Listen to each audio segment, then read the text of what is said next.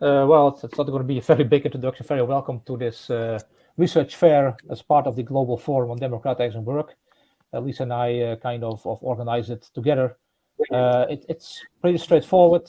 We have, as you can see in the chat, some eight speakers, and we will just start in the order in which they are, and if that is possible, start in order in which the speakers are present, or in the order in which the sheets have reached Lisa.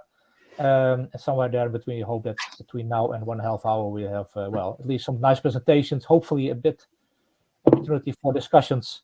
So I would say then let's start. And Barbara, the sheets are visible, so I give the floor to you. Just one more note. The 9 minutes should be presentation and a bit of opportunity for questions. Yeah. So don't use all of it for the presentation. Barbara, tell me when I should to move. Just say next slide, then I'll move. Okay. Thanks. Yeah. All right. Thanks. So my name is Barbara, Barbara Buuk, and I'm a PhD candidate at Utrecht University. I've just started my second year, and I'm a part of the ERC project, the Business Corporation as a Political Actor, that I think Rutger will talk more about later. And yeah, my PhD project is on a theory of social justice for business corporations. So when you hear social justice and corporations, you probably think on the one hand about all these scandals involving big companies that we hear about all the time, such as, I don't know, tax evasion, data misuse, terrible working conditions, and terrible treatment of workers. And on the other hand, you might think about CSR and this kind of rise of socially more responsible way of doing business. And in political philosophy, a kind of comprehensive theory that accounts for the role of corporations and kind of conceptualizes corporations as actors, agents, and subjects of justice is still kind of missing. And that's what I'm trying to do in my project, provide this kind of theory. And on the one hand, I'm interested in internal workings. Perfect, thank you. Internal workings of the corporation, its internal structure. So there I'm interested in questions such as in what kind of relation do different agents within the corporation stand to each other? How can we assess this relationship, whether, for example, it's problematic for some reason, whether it's, for instance, oppressive sometimes? And then what kind of role do certain formal structures or kind of more formal arrangements within the corporation, what kind of role they play in creating these kind of relationships? On the other hand, I'm also interested in the role of corporation as a kind of agent in the world, let's say. So its external behavior and impact on society or environment. And there I ask questions such as what kind of behavior of corporation is just, in what kind of relation they stand to society or to the state, and what kind of responsibilities for justice they might have, and how they relate to responsibilities of the state, for instance. And in both of these dimensions, I am interested in the role of corporate finance. So the way corporate finance can determine and facilitate behavior of corporations, both kind of internally and externally. And you can think of, for instance, accounting and the way corporations measure and account for their behavior, how this also, determine how the corporation behaves. And if we take, if we say that, for example, the accounting practices are oriented towards this kind of short-term financial value, then maybe certain behavior of corporation that we would call just is not feasible at all. So I would like to look at these more formal structures or arrangements that determine behavior of corporation in such a way. And when it comes to my kind of conceptual and normative framework, so far I'm mostly drawing on theories of structural injustice and some versions of capability approach. But my project is interdisciplinary, and I would like to integrate more kind of social sciences into it and some social and organization theories. And I also draw on theories and findings from economics. And my goal would be also to look at concrete reform proposals in terms of corporate finance and kind of analyze them from the perspective of justice. So here, again, going back to the example of accounting, you can think of this sustainable accounting, so kind of the attempts to account for non-financial values that corporations influence and work with. So I think that's more or less my project. It's still quite early stage and it's developing. And I think my 5 minutes are over now, so thank you. All right. Well, any questions or comments?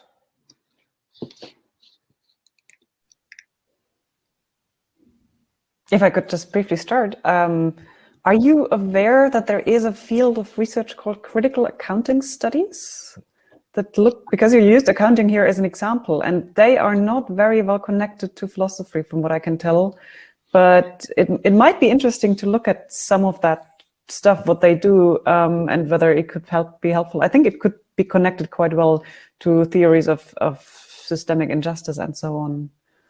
Yeah, but with that you mean more kind of accounting in terms of this more internal workings of the corporation. So how they, for example, measure the performance of workers and account for it, right?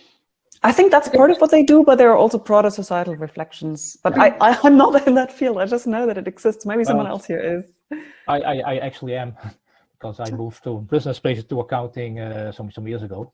There is a field, critical accounting, and it's very well developed. It's and it's about not only the workers of accounting within firm, but also the work of accounting outside firms and society as a whole. So there's a lot of things in common with your project, and also there's a lot of research going on corporate social responsibility within accounting and within business administration. My whole department is literally full of people being engaged in corporate social responsibility from different perspectives. So it's you have either too much literature than too less literature, so to speak. Yeah, I guess a challenge is to also incorporate it into more political philosophy, right? Not only because usually the CSR debate is either in more field of business management or business ethics. Yeah, but it's sometimes it's from an economic perspective, but you also have sociological and psychological perspectives, even philosophical perspectives on this kind of social responsibility, especially in this critical accounting, critical management studies corner. So it might be quite interesting, but it's a large field.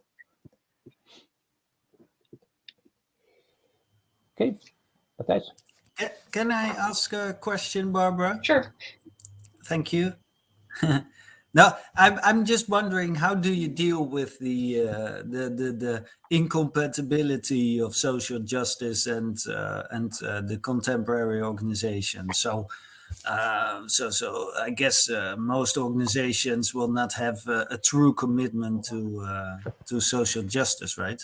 So, what's your how are you approaching this, and do you already have empirical venues where you want to test this? So really I must say my project is not empirical in the sense that I'm not doing any empirical work myself. So it's really based in kind of political philosophy.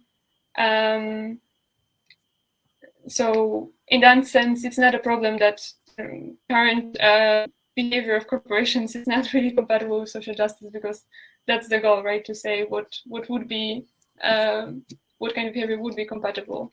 But I am interested also in some concrete practical implications of that. And I guess part of it is then, looking at concrete reform proposals, and there are many. So I'm not trying to also make up something by myself, because I'm also not doing empirical research, and I'm not an economist.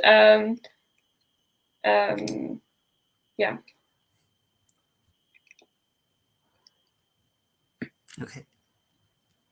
Yes, we have to move on, although Naomi is not present yet. Will be the next speaker. I suggest we move to Lucas, and if she shows up later, we can try to fit her in. Otherwise, we have a bit more time, which is also not bad. So I would now try to share Lucas' slides. Lucas, are you ready to go? Yes, perfect. Do you see it? Yep. Great. Yep. It's coming up. Great. Yes, I can see it. Perfect. Yeah, you can already go to the next slide, Lisa. Thanks. Yeah, so I'm happy to be able to present. This is all very preliminary, and a project that I've started working on just a couple of months ago, and it's a part of it's an NVIDIA small grant project which will run for 1 year, in which we're interested to study the evolution of executive pay in the Netherlands during this particular year of the Corona crisis. And as you may have read, that there were some polemics in the media, especially about the case of Booking.com, which received a lot of state aid, but then nonetheless paid out very big bonuses to its top managers. And the idea is to get a better sense of that is just like this one case, or that is a broader phenomenon. And so to do that, we have been collecting from the annual corporate reports the pay data, which has to be declared in quite some details in a few years in the Netherlands as well. And we've been able so far to do this for the period 2017-2020 for the 48 largest companies listed on the Amsterdam Stock Exchange. So next slide, please, Lisa. And here you have some descriptives we found. So this is just to give you an idea what executive pay in the Netherlands looks like in aggregate terms. So you see on the top, like all managers. So this is not just CEO, but also CFO, COO, and so on. You have an average is about 2.5 million per year. And as you can see already here, it's actually higher pay in 2020 than the years before. And if you go to table 2, you see only CEOs. So there it's about 1 million more. So the average pay is about 3.2 million about the large mid-cap companies. And again, you can see the highest figure actually in 2020, the year of the pandemic, which is quite remarkable. So next slide, please. And here you can see, because at the same time, performance has really suffered at most companies. This is it's several kinds of performance measures of profit margin, earnings per share, and operating profit per share. And you can see it has really dropped very strongly in 2020. And that makes it really quite puzzling, because there's this talk about pay for performance, right? And that executives are paid a lot if it's doing well, but they should be paid less if they're not doing well. And if we look at just this kind of figures of how they performed, you would expect a sharp drop, but that's not what we found in the pay data. So next slide. And here we can see a little bit how this has worked out. It's quite interesting because the data is quite disaggregated. We can also look at how they were paid, right? And here we can see the different components. So how much they're paid in cash, or the salary, how much is in bonus, in equity, and other compensation. And what is quite interesting is that, so what actually it looks like the short-term bonuses have decreased somewhat, as they should, right? Because performance was poor.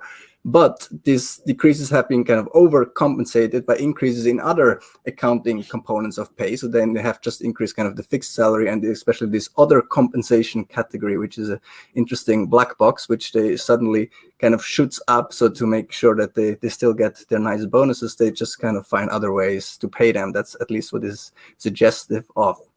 The next slide, please.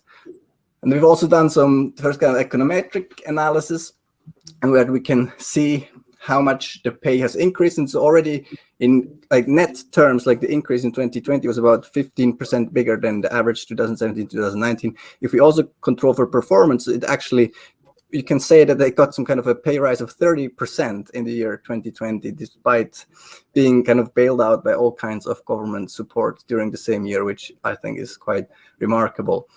And as you can see here in the table, then we also look at the different components. This is just to kind of show what I already showed you in the graph. So there's some evidence controlling for various things, that indeed this rise has especially been driven by increases in other compensation and fixed salaries, so the non-performance related pay components. And final slide, please, Lisa. So what I'm doing now in the next step is to do some more case studies, in-depth case studies of particular firms. As you can see here, I plotted the firms on their stock market performance and the pay. And you see there's quite a variety of cases, right? There are some firms which did poorly and actually reduced pay, but there are many others which did not do well, but still paid a lot of pay. And I'm now going kind of through the annual reports and try to better understand what are kind of the processes that made this possible and what is happening. So I will leave it at that for now, and looking forward to any comments or questions if there are.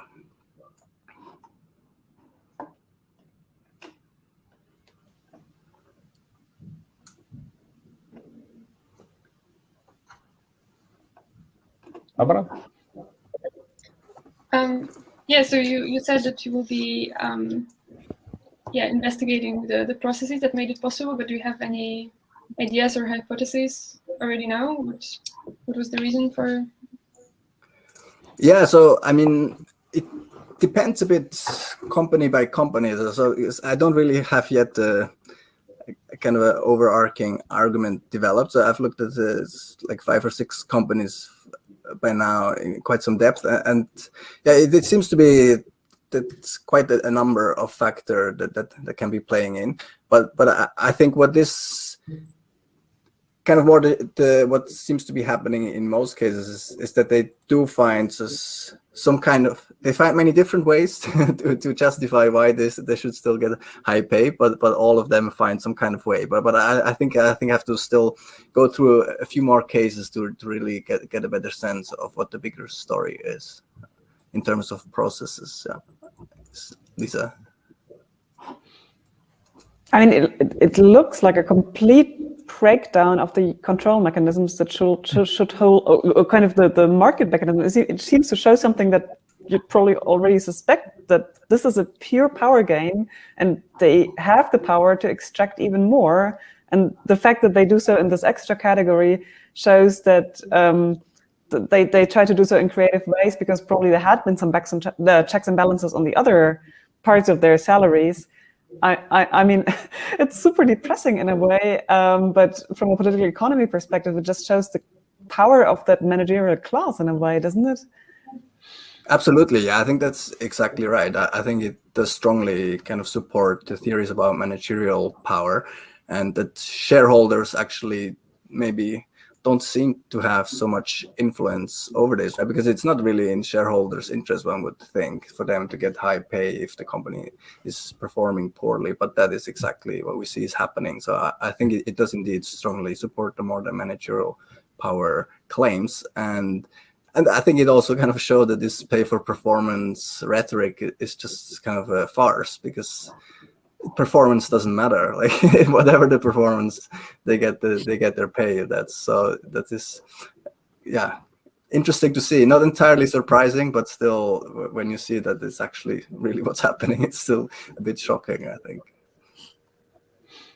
Do you think that regulators think that is okay, right? Sorry. I was just wondering, do you think the shareholders are aware of this? That's a very good question. I mean, this is something that is voted on at shareholder meetings, right? So the pay, and it's quite, sometimes there is resistance, but these are really kind of the exceptions. I think in most cases, it doesn't attract too much scrutiny. And yeah, it might also be one of the reasons that shareholders don't really compare across companies, right? You just have this one salary proposal and they tell you a nice story why they did really well this year, and that the peers get even more, right? That's also something that they always mention, that they just benchmark to companies in the US who earn even more, and so they say, oh, it's actually relatively little. So they tell this kind of story, and shareholders don't really look at the bigger picture. I think that might be one of the reasons why there is quite little attention to it, and I also hope I'll be able to make that data publicly available, so hopefully that also can help people to kind of look at a bit bigger picture as well in the future. Okay, I have counted the minutes exactly, and we are on 9 minutes, so I guess we have to move on. Thank you, Lucas. I saw Naomi briefly in among the people, but now she'll disappear again. So we just move on to the next on our scheme, and that is Dennis. Hello, can you hear me? Yes, loud and clear. Okay, great. All right. Well, thanks to the organizers for putting this together. It's a pleasure to take part in, well, to meet you all when we may not have otherwise. So I'll give a brief overview about the research that I do. It broadly concerns labor rights in the global economy. I've been focusing primarily on Cambodia for most of the past 15 years, basically, since I started my PhD project, and a few years before that. And main area of concern has been the persistence of transitional narratives in the development process, both political and economic. In terms of the economic transitional narratives that are prominent, it's that this country, or the Cambodian economy, is going to transition along the lines of, what we're told by modernization theory and what's in the remnants of it. Of course, nobody labels himself or identifies as a modernization theorist anymore, but it's still quite prominent in terms of thinking as it pertains to development planning and theory and whatnot. It's basically that labor-intensive light manufacturing, like textiles and garments, is going to give way to higher value-added sectors like electronics, auto, and so on and so forth. But in the case of Cambodia, there's no reason to believe that this transition is going to happen anytime soon. Basically, that the country is really stuck at the lower rungs of the global economy, so to speak, and is basically struggling to maintain investments in the global apparel industry and lower value-added nodes of that specific industry as well, doing some cheaper things for a lot of fast fashion companies, this sort of thing. So that's one of the one aspect of these transitional narratives that I've been focusing on, and the other is in the political realm, that authoritarianism is supposed to give way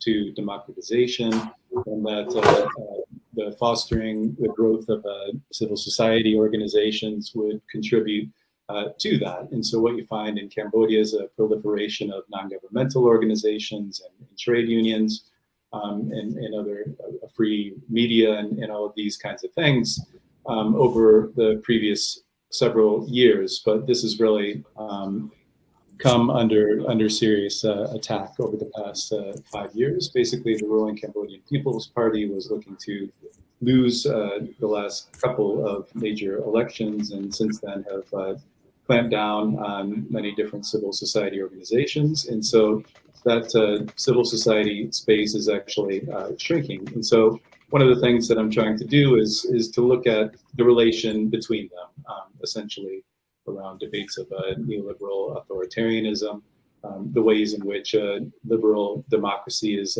increasingly incompatible with the contemporary global economy, and that authoritarianism is increasingly necessary, so to speak, in these kinds of contexts in order to quell what could well become popular discontent with ruling elites who are in power. And more specifically, as it relates to this discussion around democratization, looking at it from a multi-scalar perspective, which is typical among geographers like me, at the scale of the workplace and the sectoral level, especially the textile and garment industry, as I mentioned, and national wage setting mechanisms and things of that sort, and as well, again, how this relates to the national political scene and the ways in which ruling elites, employers, and others in positions of power are increasingly looking to these wage-setting institutions and other supposedly democratic decision-making bodies and stacking them with their representatives. To make a long story short, so I guess I wasn't looking at the time, but I guess that's close to 5 minutes. So Indeed, it's right there at on the rate. clock. 5 minutes, so we have a few minutes for some discussion and questions.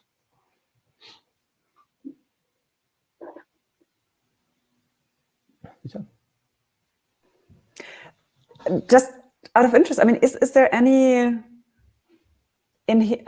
original tradition of working together in a democratic way in Cambodia? And if so, how does that relate to the wage relations, which I maybe just came in through colonial powers or then companies that are sort of neo-colonial? So can you say a bit about what would be the traditional ways of organizing work, and how has the internationalization of the economy then changed that?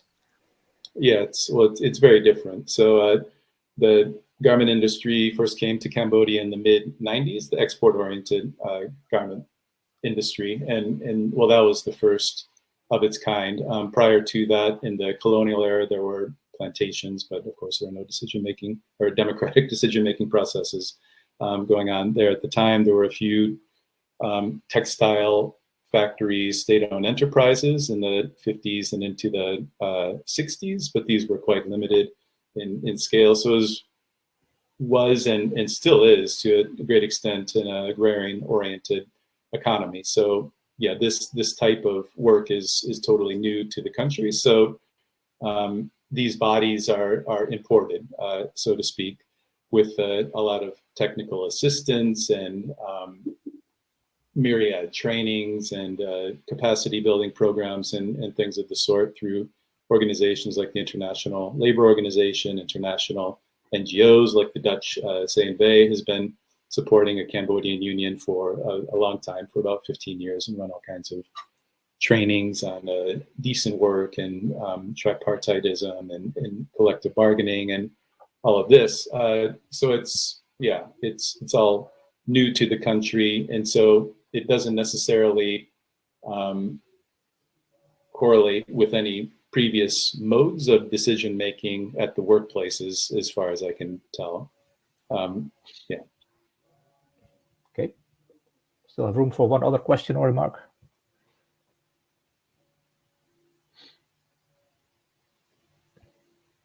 Just to mention once more that you can also connect to people to write messages through the chat function and so on. So if you have specific questions afterwards, that's always possible, because we have very little time here.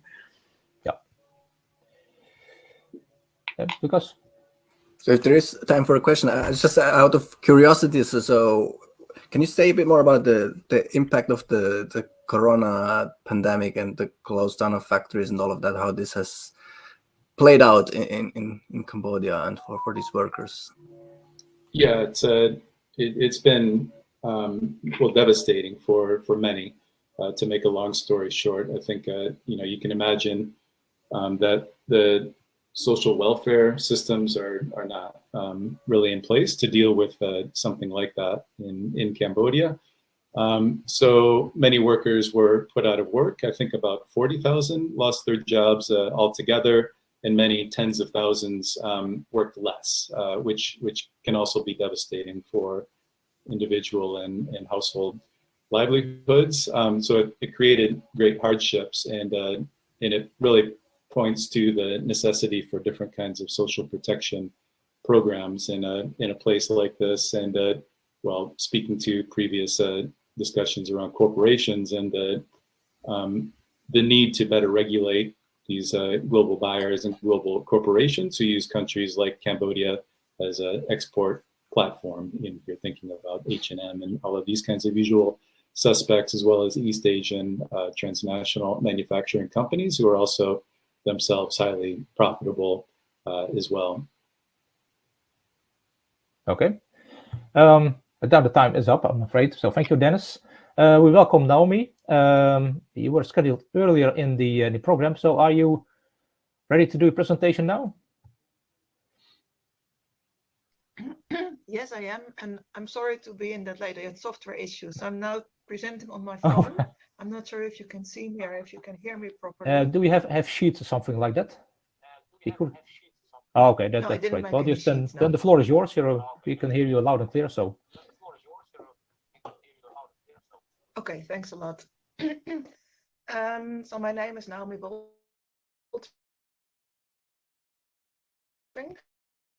I'm a PhD researcher. Naomi, now we actually cannot hear you very well. We've completely lost the audio. Can you hear us? Naomi, we are not hearing you. Yeah. Okay, I'll try again. Can you switch off the video? It might be better. So I'm working on a PhD. Okay, I'll switch off the video, yeah.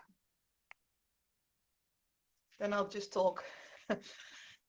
So I'm working on the consolidation of neoliberalism in the Dutch welfare state after 1989.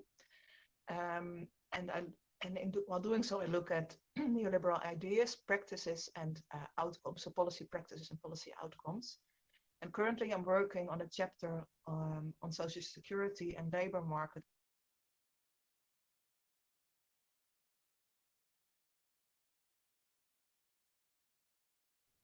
Of the welfare state into a workfare state. So I'm looking into the question, to what extent are those ideas, practices, and outcomes neoliberal in those days, and how do they interact? Yeah, when you look at the literature on neoliberalism, when you make a distinction between ideas, practices, and outcomes, then the main ideas regarding social security and labor market that are considered neoliberal is that neoliberals want private insurances. They think family values are very important, and they want a residualization of social security. They want to go from a welfare state to a workfare state, and they stress the importance of flexicurity, and especially the part of flexibility and not so much the part of security.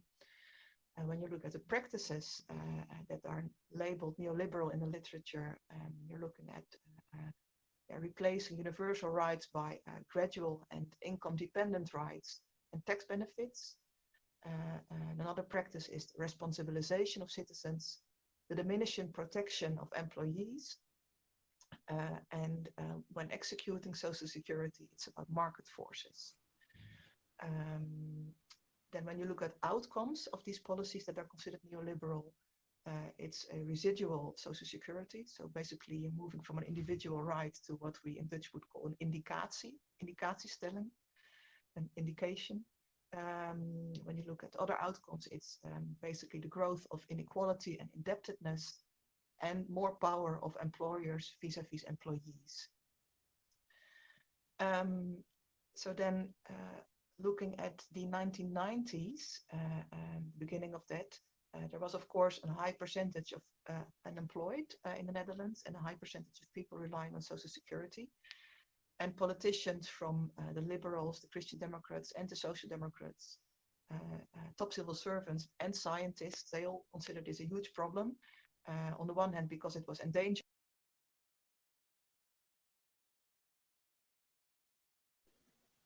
Okay, it seems you lost her. Actually, I don't see her on the screen any longer. That's not just on my end, right? Yeah, okay. Well, I get... is she back? No, on a phone... Naomi, we lost you. Can you close it to an end, because on a phone and now there's a huge echo. It's really not working very well. I'm so sorry. This is just not working on my laptop. Thanks a lot for listening, although it wasn't that audible. Yeah, I hope to talk to you at another opportunity then. All right. I'm so sorry. No problem. Thank you, Naomi. And hopefully we see you another time. And well, listen about your interesting stories. Okay. Then we move to Rutger, next on the list.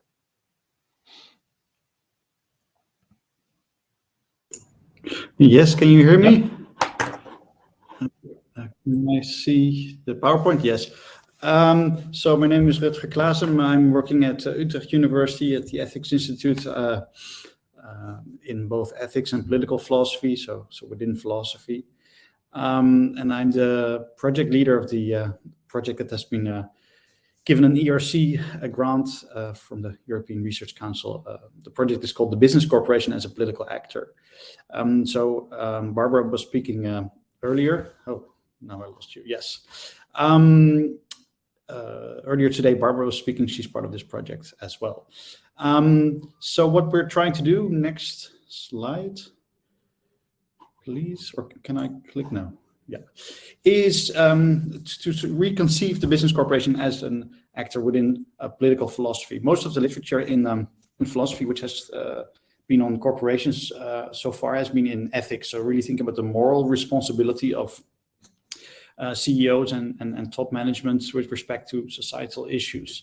But recently, last 10 years, let's say, more and more political philosophers are thinking about business corporations as political actors.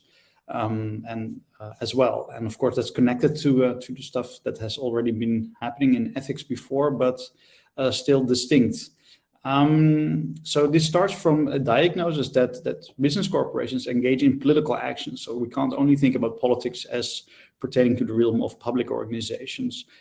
First of all, because they influence political decision making by states and public organizations, so they're related to the public sphere in the sense that they lobby and finance campaigns of politicians and political parties, and in that way try to influence political decision making.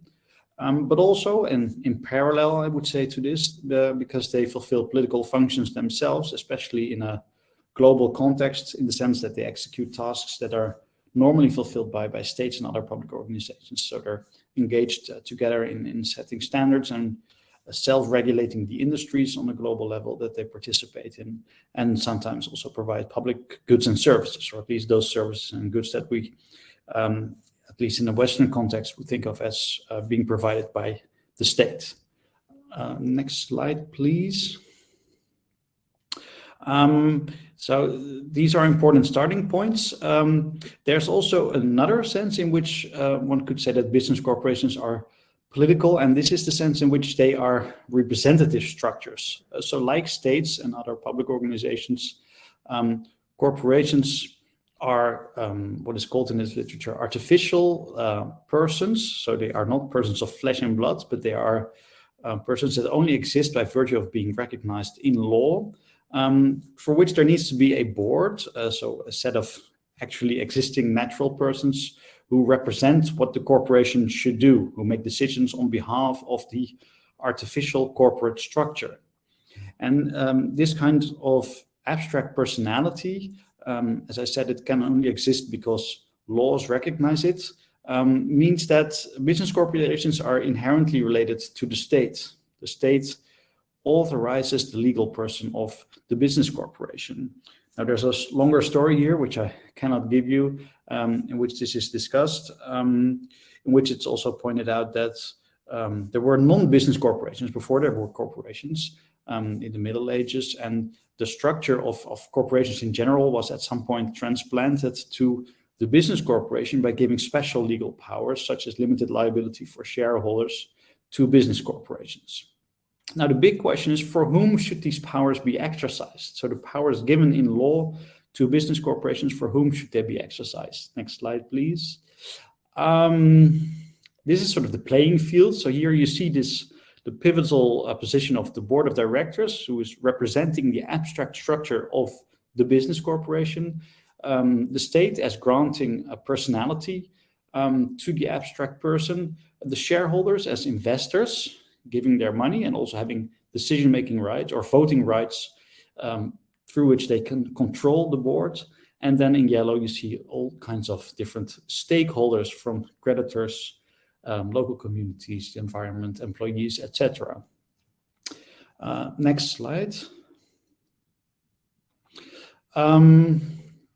So this is sort of the playing field, and within the project we're looking at various theories which can then be used to think about the positions of these different actors in and around the corporation, which you saw graphically illustrated on the previous slide. So I'm just mentioning here, and this is my final slide, some of the themes that we're looking at, and we can go into more depth in the Q&A, of course. So one thing is that traditionally, especially in economics, the shareholders are given a central role. So agency theory in economics argues that shareholders are the principals and the board of directors should basically represent the interests of whatever the shareholders think is in their interest. Now, of course, traditionally, these are only financial interests. Interestingly, recently, some economists argue that shareholders should increasingly see themselves as agents of society in turn and take upon themselves the responsibility to make sure that their investments are not just financially profitable, but also socially responsible. And there's a whole field, of course, outside of philosophy, which looks at the extent to which this is actually true. And of course, we've heard a bit of a critical note earlier, which I think is fair, about the extent to which corporations actually do this. But there is a movement here, which is about ESG, so environmental, social, and governance criteria for impact investing. A second area is where we start to think about stakeholders more seriously. So all the parties that are affected by corporate action that you saw in the previous slide, in the yellow boxes on the sides, of course, they also try to influence the corporation in turn.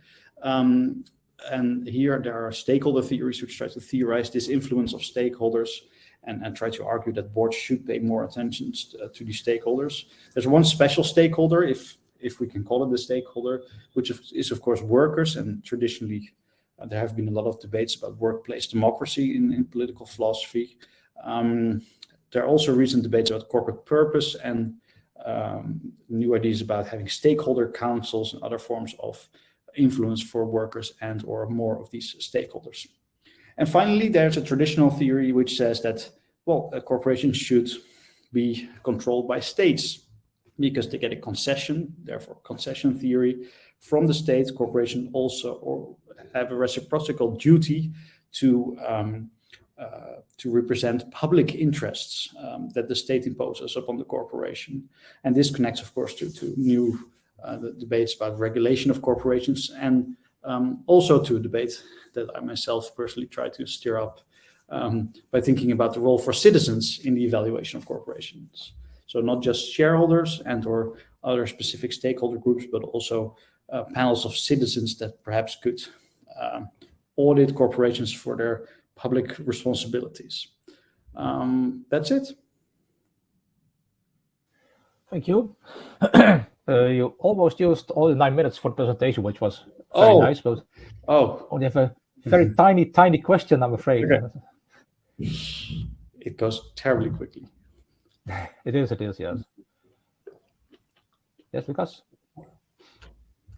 Yeah, thanks for the very interesting presentation. I had a quick question: how you think, to what extent, like the way that corporations have changed over time may also play a role in your argument, right? That's I've like in the post-verbal period, more like this kind of multinationals of manufacturing with a lot of employees, but in more recent years, they have become more. Some argue like kind of private equity accounting vehicles, which are outsourcing most of the activities. So it seems like the purpose of the corporation also changes over time, right? So I was just wondering how that comes into your theory building. Yes. Yes, I mean, we talk 9 or 19 minutes about that as well. So I think in the 19th century, there was a period in the very early 19th century when there was really more of a public view on corporations. At some point that changed, so there was a very strongly shareholder influenced period at the second part of the 19th century, early 20th century. Mid-20th century was actually pretty favorable to stakeholders. So after the World War and after the New Deal in America as well, there was more of a sense of social responsibility for stakeholders. And from the 1980s onwards, with the neoliberal Reagan-Thatcher era, it switched back again to shareholders. And now we're at this point where maybe there's sort of a new juncture and we're moving backwards to more stakeholder and or a state-influenced view of corporations. So that would be the 30-second waves throughout history that we can distinguish, I think. Which is very well done. Thank you very much. In fact, we're back on the original scheme by some miraculous chance. And now it's my turn, so then I give the floor to Lisa. And yeah, I'll share, and I'll share the slides so that Please. Max doesn't have to share himself. So can you see them? Yes, right? Yep. Okay, go ahead. Note that I also use the standard format of the organization, which, well, kind of recommends me, right? Right. I will keep it briefer than I originally had envisioned because I see how quick the time is going on. So next slide, please, Lisa. I work on a paper with two of my colleagues in Nijmegen in which we connect basically three things. The thing called the sincerity of CSR action, corporate social responsibility actions and intentions, by linking it to tax avoidance and the role of the state. So it has a bearing on a lot of things that have been discussed here in this session. Theoretically, we adopt a pragmatic sociological perspective. We consider CSR a kind of regime of justification. I will tell a bit about that later on.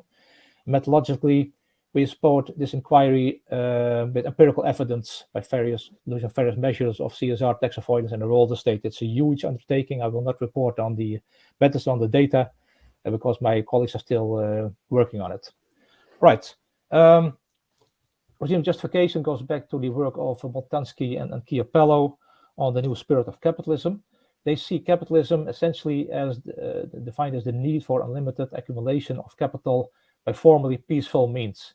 And they say, well, by itself, it's a very unattractive system, both for the wage earners and for the capitalists themselves. Both are kind of, losing autonomy, only busy collecting money.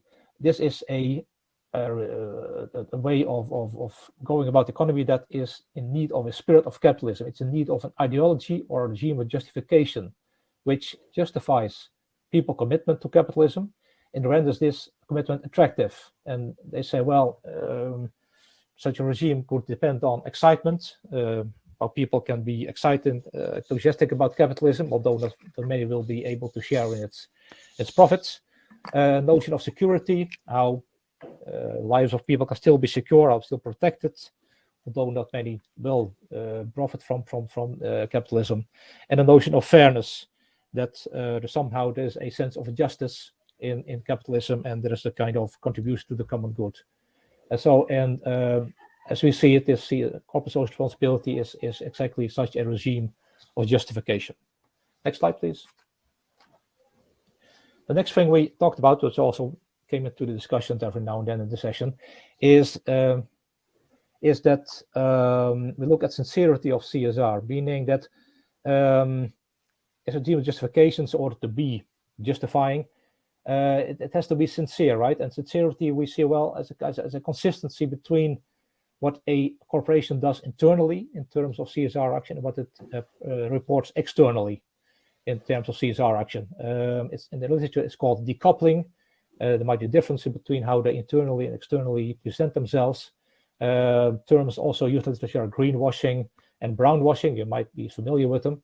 So that's one thing that, according to us, is very important for this regime of justification in order to be justifying, to be really credible. The other thing that we require them to is the connection between CSR actions and tax avoidance, right? If the corporations, as we saw earlier, take on some of the functions of the state, then it's not very morally, ethically, or otherwise defendable that they at the same time avoid taxes, right? Because then they can deny the state the money to do essentially the same things that these corporations promise to do themselves. So tax avoidance. Oh no. Sorry.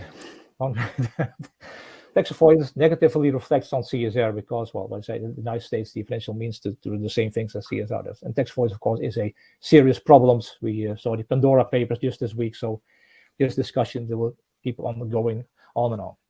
Next slide. We're doing it at time. All right. The role of the state, of course, is important. We follow people like Habermas and O'Connor in saying that, well, essentially, there's a dual and contradictory role of the state vis-a-vis the big corporations, right? On the one hand, they have to protect capitalism because, well, that's what the state gets a lot of its money from. And on the one hand, they have to hold society together through various public services and to protect the people from the excesses of that same capitalism. So it's a very contradictory and dual role that the state has here. What we do in this research, and which is quite new, to the field of accounting and economic organization, is that we make a division between conservative and progressive states. A very, well, rough indication, but we say conservative states are those states who promote free enterprise and have a minimal state intervention in the capitalist economy. Progressive states curtail this free enterprise, intervene in the economy through public services, progressive tax rates, and protection of labor rights and working conditions. Next slide, please. Then we have developed three hypotheses linking these things together. We say, well, firms headquartered in more progressive states are less sincere in the CSR actions than firms headquartered in more conservative states, because in progressive states, the state takes on many of these actions that are implied in CSR. And if the state, well, has to do that, then the firms don't have to do that anymore. The same goes for hypothesis 2. Firms headquartered in more progressive states avoid tax to a large extent than firms headquartered in more conservative states, because in conservative states, firms may expect that they receive more benefits from those more conservative governments, whereas in progressive states, a lot of the money that they have paid as taxes are being used against the interest of the corporations. So hence hypothesis 2. And hypothesis 3, well, that was most difficult in this research. But we say, well, the sincerity of CSR and tax avoidance are strongly related for firms headquartered in more progressive states than for firms headquartered in more conservative states. All right, this was my presentation and 3 minutes for discussion. Thank you so much. Lots of issues. Rutger had his hand up first and then over. Rutger. Thanks.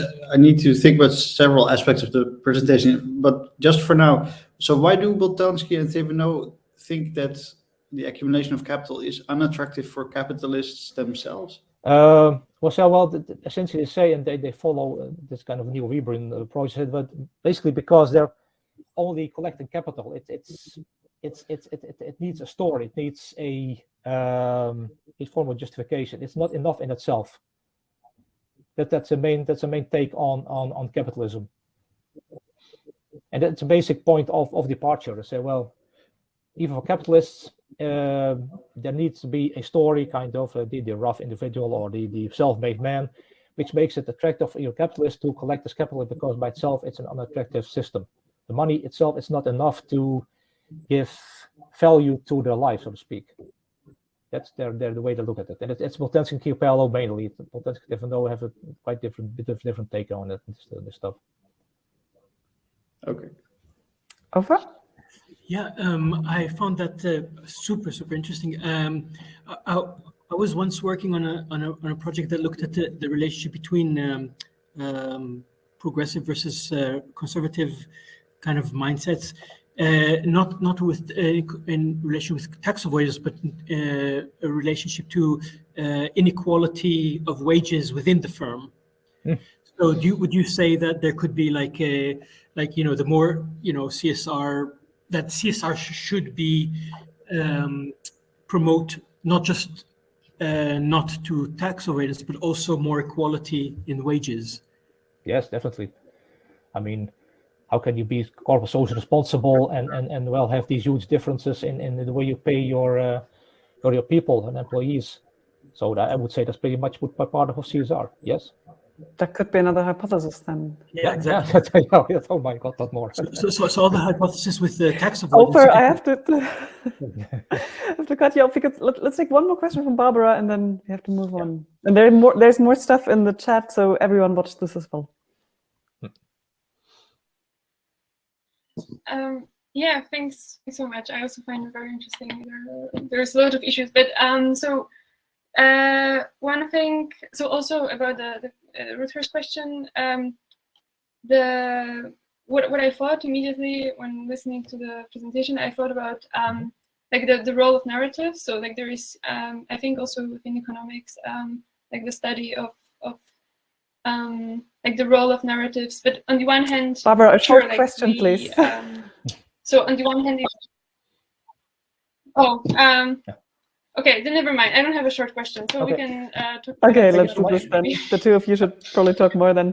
Great. So now we have Sergio. You're here? I'm here, yes. Can you hear me? And you had showed it. Lisa, do you have this? Hang on, let me just. Do you have the slides? I can also try to share my screen. It didn't work very well. So yours called ICT cooperatives, right? Yeah, let me do that. Oh, you had it already. It works. No, it works. Okay. But I think I'm sharing my screen right now. Do you mind if I use the screen? Okay, good. So then I also want to introduce Joram. Joram is a colleague of mine, and we're going to do this project together. So we thought of doing a choral presentation. Well, basically, our story is as follows. ICT is, well, we all know that it's incredibly becoming more important in today's society, and think of how many companies, incorporate ICT into their business. But also, we are also focusing on the great disadvantages that affect society as a whole.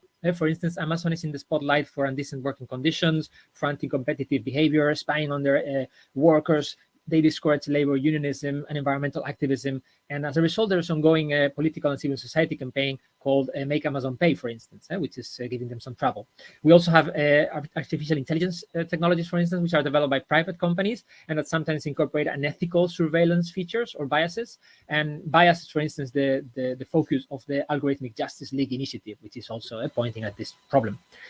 Airbnb, for instance, which has an aggressive business model, which is causing gentrification and touristification of many big cities. And we have witnessed protests in many major cities, of course.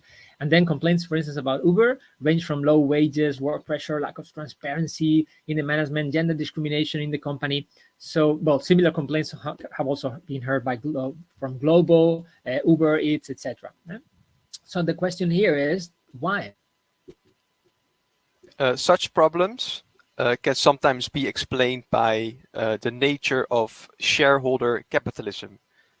Such companies have non-democratic management styles, and they aim at maximizing short-term returns for owners and shareholders.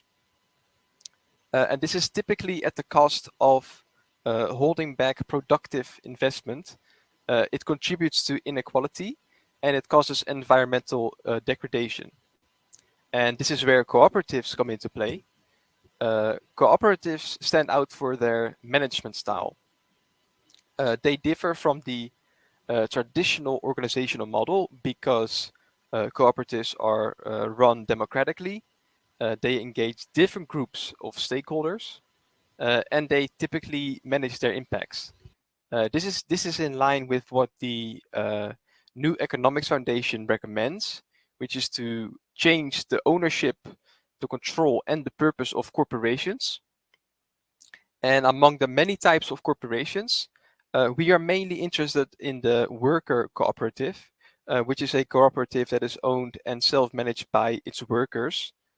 We have already collected a list with over 120 ICT worker cooperatives. And well, the question here is why perform this research, right? Well, basically it's because we wonder what the benefits for society would be, and also for the ICT domain in particular, and why not for the environment, if the relevant ICT product and service providers were to be run democratically. I mean, today there's no rigorous investigation on the functioning of ICT worker cooperatives. We have searched for it and we don't see too much. So that's why we ask ourselves, how do ICT cooperatives conduct their democratic management practices? How do they assess and manage their impact, and how do they engage stakeholders? And especially how all this differs from the way conventional ICT product and service providers are running those businesses, and to what extent this could explain the problematic phenomena that we see attached to ICT. In short, our plans are to conduct a literature review, define a conceptual framework, and validate our results with experts. Then we will carry out various case studies on ICT cooperatives around the world, collecting information and interviewing members in order to find out about their democratic management practices, their stakeholder engagement, and how they assess and manage their positive and negative impacts. This data will then be analyzed qualitatively in order to find commonalities and patterns in their practices, and finally we will draw our conclusions. Yeah, well, we come from the field of business informatics, both of us, so information and computing sciences, and its connection to organizations and management. But obviously, this is an interdisciplinary project that also covers cooperative studies, management sciences. So basically, anyone who would like to collaborate, please contact us. We're very much open. So once again, I'm Sergio España. And I'm Joram Scholten. And thank you very much. Thanks, Lisa, Max, for this initiative, and to everyone. I'm really enjoying the talk so far. Thank you. Thank you so much. That was very interesting. And as I see, Vladimir, who's one other Dutch chapter member, has already put in the chat that he would like to get in touch with you. Questions? I don't see any. Can you stop sharing, please? Then I see people better. Yeah, I haven't seen any. Well, Max has now put his hand up. There. Yeah, this is very interesting research, and I know that in parts of management studies and critical management studies, there's also a lot of work is being done on cooperatives because they see it as a kind of very viable alternative to the corporate structure. So that will be very interesting to see how your research will be developing, and you can actually, there's a lot of research on those cooperatives in critical management studies. So in journals like Organization, Human Relations, work on incubators in Brazil, on the John Lewis Foundation in Great Britain. So that might be something that may be useful for your research as well. Yeah, I really appreciate those pointers. Thank you, Max. And definitely, Vladimir and Lisa, I see you have you asked whether we have looked at platform cooperativism movement. Yes, the thing is that you're completely right. You just hit the other interesting approach, which we are looking into workers' cooperatives because we like, basically because it's closer to the research that we're doing so far. But the other, we scoped it down so that we can start with a concrete project. But the other project that we wouldn't mind starting in the future is on platform cooperatives, which the difference is that it's typically a service cooperative or a consumer cooperative, which hires some resources or people to create a platform and then work on that. For instance, Airbnb, which would be a solution to the Airbnb problem, it's a platform cooperative. So it is some sort of ICT cooperative, but we're first going to look into worker cooperatives and then move towards platform cooperatives. But thanks for the pointer as well. Yeah, no, that clarifies it a lot. Thank you. Just one last thought before we move on. These ICT companies often use forms like agile work or holacracy or these kinds of practices I think it would be super interesting if in your work you could also look at these, because they are very participatory, but they are not necessarily democratic. But it would be interesting to see whether the cooperatives in the sector also use these very participatory methods. And I'd be happy to tell you a bit more of what I know about this. We had a project on deliberation in firms where this came up in the background. Okay. But now I should shut up and give the floor to who's next. I think Ofer and Arjen. I see Ofer, Arjen. Yeah, Arjen is struggling a little bit with his Wi-Fi. So, okay, so you're going to do it. You want me to share the screen for you? I have actually. I think I can share. Does this work? You can try. If it doesn't work, I will do it. There's this little. Yeah, it seems to work. Oh, fantastic! Yeah. Great. Over to you. Cool. So I'll try to keep it really short. So the argument that I actually want to make is simply that if we are going to look into democracy in the workplace, a kind of a natural or like a path of least resistance might be to look into the energy sector or energy cooperatives. It seems that if you start looking at the energy industry, that's kind of, you would stumble eventually on across democracy and questions, a lot of questions about ownership, and that's kind of in a kind of organic manner. And the way I stumbled upon it is I was involved when I was at the London School of Economics. At LSE, economists never heard about the word democracy; it's completely foreign. But I did a postdoc there, and we were looking at heat networks. And basically, I'm starting just with this poster of the London Underground in 1926, where the advertisement was, come down to the tube, to the underground below, because it's much cooler when the sun is hot in London. Of course, today, the tube would not it would be illegal to transport cattle in the tube because the heat's too high.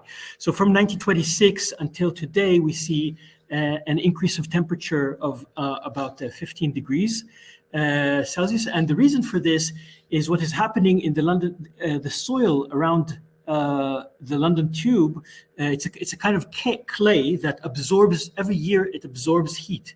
It acts as a battery of heat, and it absorbs more and more and more heat.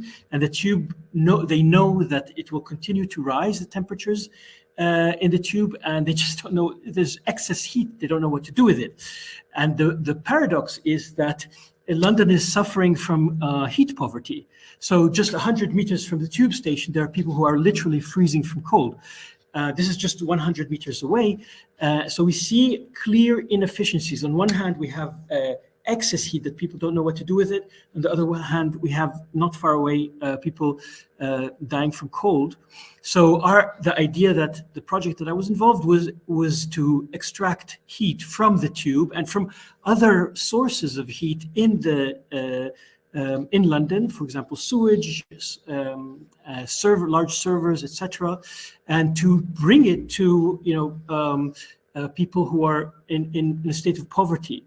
And in fact, what is interesting about this is that you have a situation where you deal with inefficiencies through democratization, because part of what it means is moving around ownership and asking questions about ownership and sharing ownership around through councils and people who rent houses and pools and things like that. So it really kind of organically emerges this idea of, well, how can we solve this, create more efficiency actually through a more democratic means? And that's a really interesting, I think, point from kind of philosophically perhaps speaking, because normally you would say, well, the less constraints you put on a system, therefore the more it can reach some kind of optimum. But in this situation, by putting constraints, actually you release it from a suboptimal kind of maximum and try to bring it into a higher level of utility overall kind of thing. So we're speaking both to the people, who are liberal, trying to speak to both people who are liberal and people who are worried about the planet and the people. So that's it for me. And just to say, I'm working with Arjen Brander from Friesland Socialbureau, whose Wi-Fi is not working at the moment, and we're trying to see how we can look at energy corporations here in Friesland as well. Yeah, that was actually the connection. I was going to say you had a connection to the panel, but you forgot to make it. Yeah, thank you, Rutger. You had your hand up. Yes, yeah, very interesting. So I was just wondering about the results in the London context. So did it bring actual democracy? Well, no, but at least people were starting to think very, very seriously about it, and we had to actually involve, because what happened was that there was a lot of resistance to this. I mean, it was a situation where it was clearly a win-win for everyone, but people were against it, and so they had to involve more and more and more people in the discussions, in the deliberation, in the whole process, in order to get that going through. But we constantly, thought about what would that mean in terms of ownership, and how would you, because the traditional way is that the energy company supplies energy, and the people, use it and pay. But here you have a situation where you have suddenly many stakeholders that both consume and produce energy. So you have a kind of a network, almost an internet of energy, if you like, where you have these prosumers, and the energy company is not just a producer, but actually a platform. It creates a platform of energy to match between the producers and consumers of energy. So kind of So the naturally. aim is not a traditional consumer cooperative, but the heat in the clay around the tubes. So who owns it, right? That's Yeah, exactly. And who pays for it? And so the need would be for new governance structures for what is technically speaking a decentralized system. Is that a way of putting it?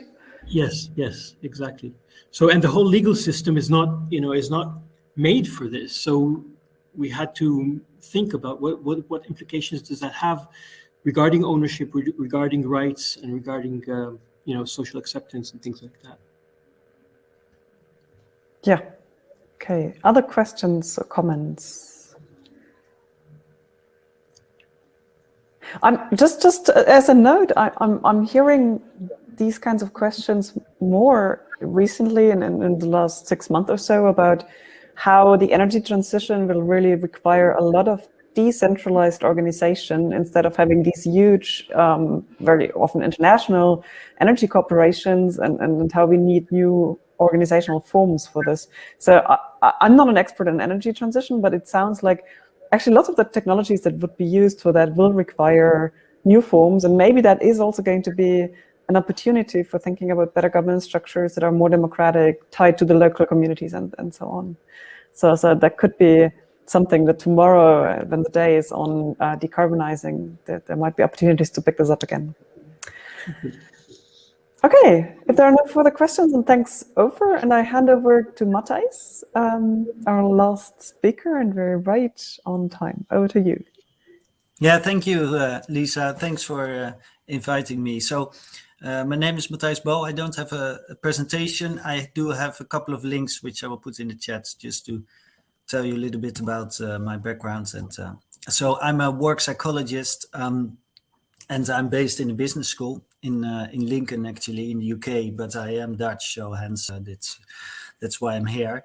And I have been writing about neoliberalism for quite some years. And I remember I wrote in Dutch around neoliberalism in work psychology, and people hated me for it. And it was about 2015 or so, because neoliberalism was a term that people didn't know, and people immediately hated. I'm very happy that times have changed now, so it has been much more widely adopted as perhaps a joint point of critique against our system. And I was surprised always how little work psychologists actually wrote and thought about about neoliberalism, and how also democracy, organizational democracy, is entirely absent from the work psychology literature. And when we talk about democracy or cooperatives, most of the literature around cooperatives is also not conducted from any kind of psychological point of view. And so the 2 points that I want to make here are first that I'm very happy to be here, because when we talk about democracy, organizational democracy, there's hardly any kind of research or structured thought around the more psychological elements of it. So actually, how does it boil down to the individual worker? So how does the individual worker process things, but also why do we keep on resisting transformational change in organizations, in workplaces? So what is happening at the psychological level?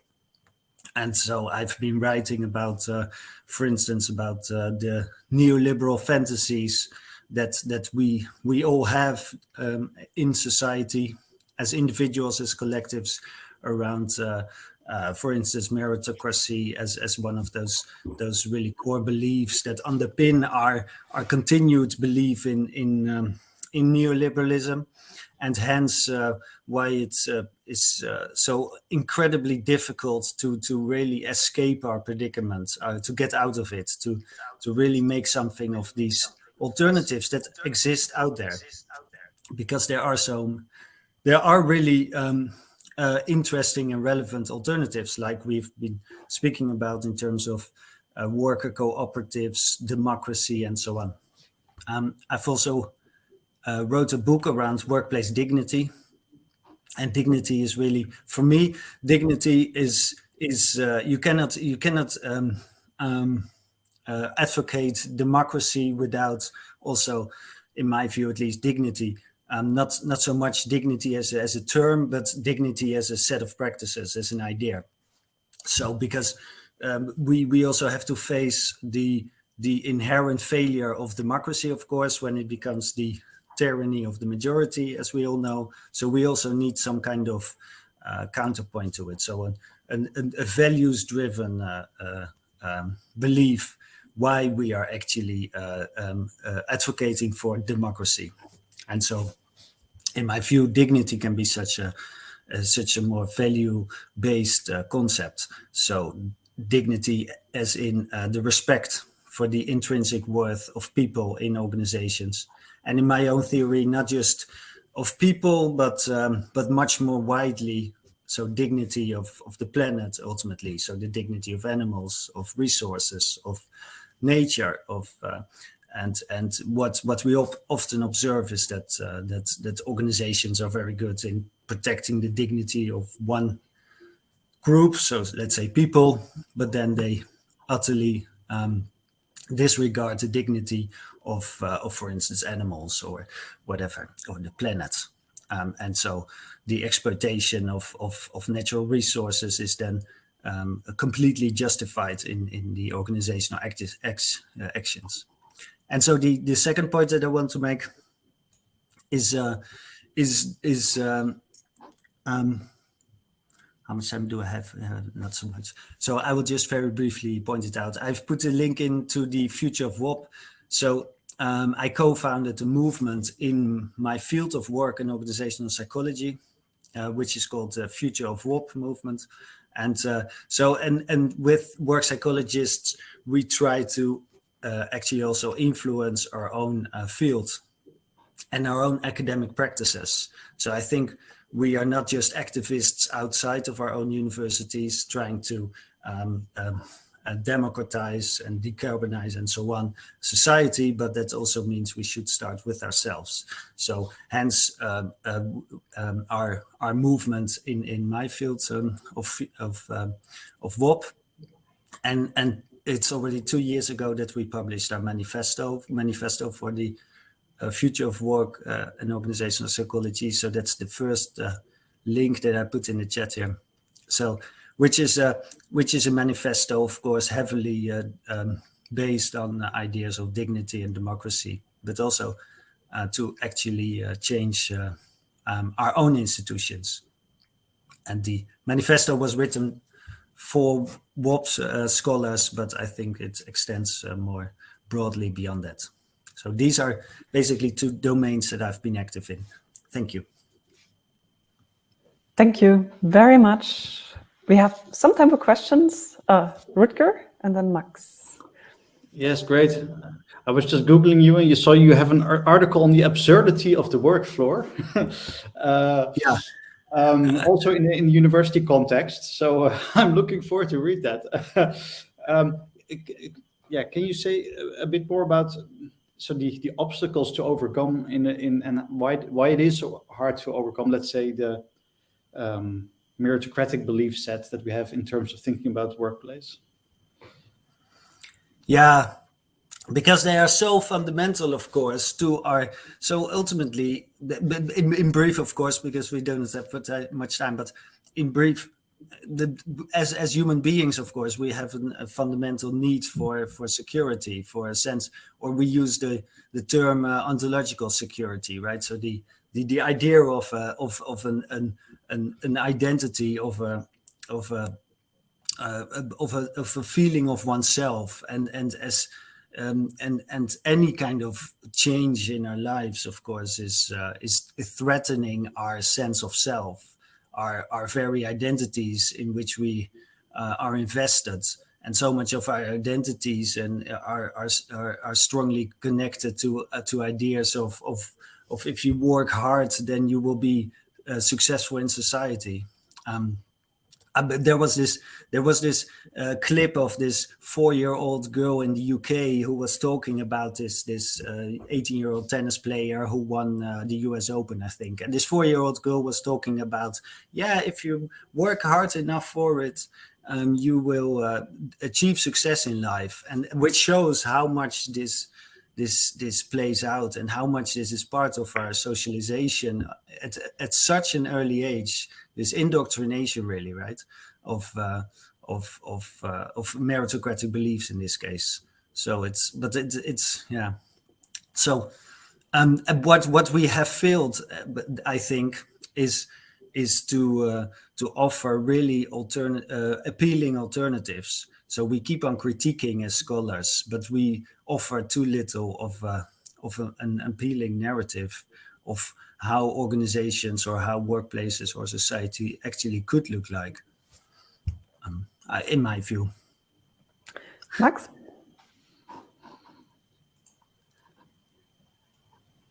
Although I also that Naomi also has a question, so I'm happy to cede my place. Then maybe let's take Naomi first and then you afterwards, maybe. Yeah, great. Hopefully the sound works, Naomi. Yeah. I'll try to switch on my camera. I was wondering, Matthijs, thanks for the great presentation, by the way, whether you've also been looking into like workplace practices amongst temporary workers and flexible workers in relation to neoliberalism. Absolutely. Yeah, it's I have not done much empirical research myself on it, but of course I'm following. I'm now working with a colleague around precarious workplaces, especially in UK hospitality. Yeah, this is also something I think we have to find a new balance in the sense that most temporary and precarious work becomes so much more neoliberalized, and especially now with the crisis always offer an opportunity to become even more neoliberal. So in that sense, but I think our task is to find ways through which temporary work can be valued in my own theoretical terms in a dignified way. So offering people the stability of income, of some kind of universal basic income or something like that, while retaining the flexibility that we need actually in our society. Yeah. Thank you. Last question from Max. Yeah. Well, then we step over our wrapping up time, but well, I was just wondering, Matthijs, because I've seen the Manifesto and also seen the psychological authors that you use. I somehow missed people like Maslow or McGregor or Argyros, the people from the human relations school in the 1950s, 60s, who actually wrote a lot about especially this human dignity and how the needs of the workers could be met halfway with the needs of the organization. Is there still literature that you use or find interesting, or is that been kept out of sight or something? No, it's not deliberately done that we left them out. Of course, and the human relations movement is still, of course, very relevant. Of course, there are also critiques, as you probably also know, on the still instrumental nature of many of these schools of thought, so it's certainly not a deliberate choice, and I think we can still use those ideas, of course. And revive them.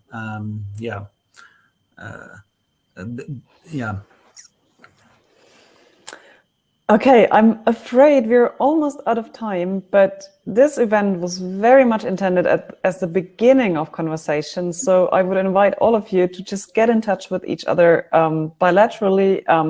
I've not asked permission, don't tell me that to the authorities of data protection, but you have each other's emails because I've emailed all of you together. Or you can use that platform. If you click on event and then you have the whole guest list, then you can actually click to write messages to specific people, and you can even schedule a call with them if you like. So let's just see this as the beginning of lots of exchanges. Also, we now know who's working in which field on what issues, and I hope I'm speaking for everyone here. At least it's true for I know about Max, I know about myself. If you have questions on, what would a philosopher say? Who should I read in this or that field? Approach us, email us, so we can cross the disciplinary boundaries here a bit more. And hopefully there will be other ways of maybe even having a live event at some point to continue these conversations. Thank you very much, and enjoy the rest of the conference. Thanks for organizing this. Yep, you're welcome. Very nice. Thank you for all of your contributions. Yes. And we'll speak later. Indeed. Bye-bye. Bye. Thank you. Bye.